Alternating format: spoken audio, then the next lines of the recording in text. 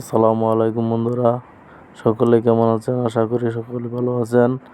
আমি আপনাদের সাথে শেয়ার করতে যাচ্ছি একটা কামিজ কাটিং এবং সেলাই কমপ্লিট। তো প্রথমে যেটা করব, আমরা কামিজটাকে কাটিং করব।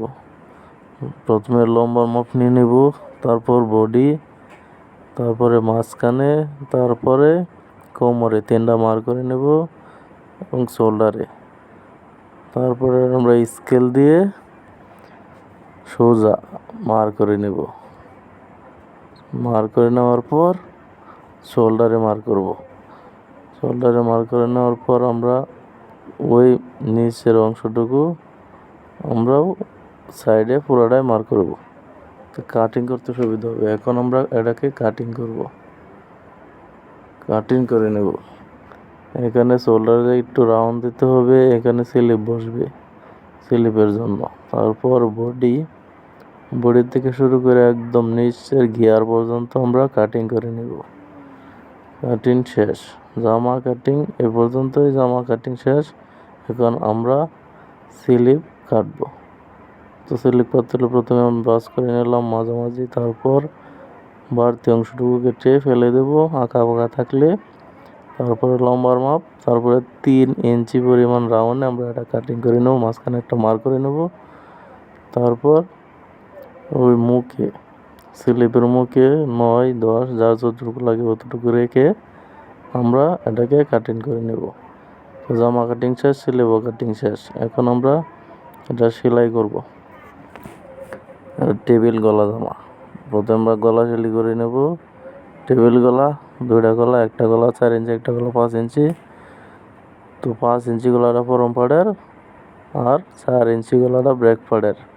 ফরম পাড়ের গলাটা একটু বড়, ব্রেক পাড়ের গলাটা একটু ছোট। তো আমি গলা বসায় নিলাম ফরম পাড়ে, ব্রেক পাড়ে। এখন আমরা শোল্ডার জয়েন করব, জামার শোল্ডার জয়েন। তো একটা শোল্ডার জয়েন করে নিলাম। এখন আরেকটা শোল্ডার, দুটো শোল্ডারই একসাথে জয়েন করে নেব। শোল্ডার জয়েন করার পর জামাটা উল্টা করব, উল্টা করে তারপর এটাকে আমরা উল্টা করে সেলাই দিয়ে দেব, চাপ সেলাই।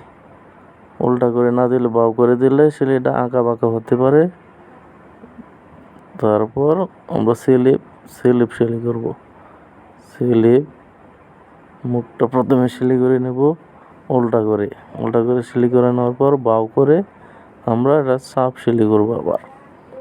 তো আমি বাউ করে নিলাম। এখন আমরা এটা চাপ সেলাই দিয়ে দিলাম, দুটো স্লিপে চাপ সেলাই দিয়ে দিলাম। এখন আমরা বডির সাথে স্লিপটা জয়েন করে নেব। দেখতেই পাচ্ছেন বন্ধুরা, আমি বডির সাথে স্লিপটা জয়েন করে নিতেছি। অর্ধেক জয়েন হয়ে গেছে, শেষ, স্লিপ জয়েন শেষ।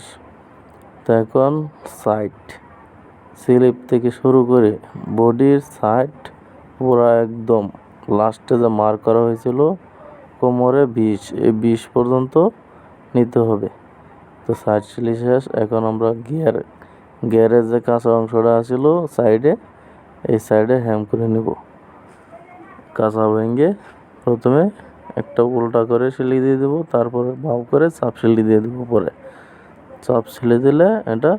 তো জামা সেলাই শেষ, জামাটা কমপ্লিট করলাম। তো বন্ধুরা, কেমন হয়েছে জামাটা অবশ্যই কমেন্ট করে বলে যাবেন।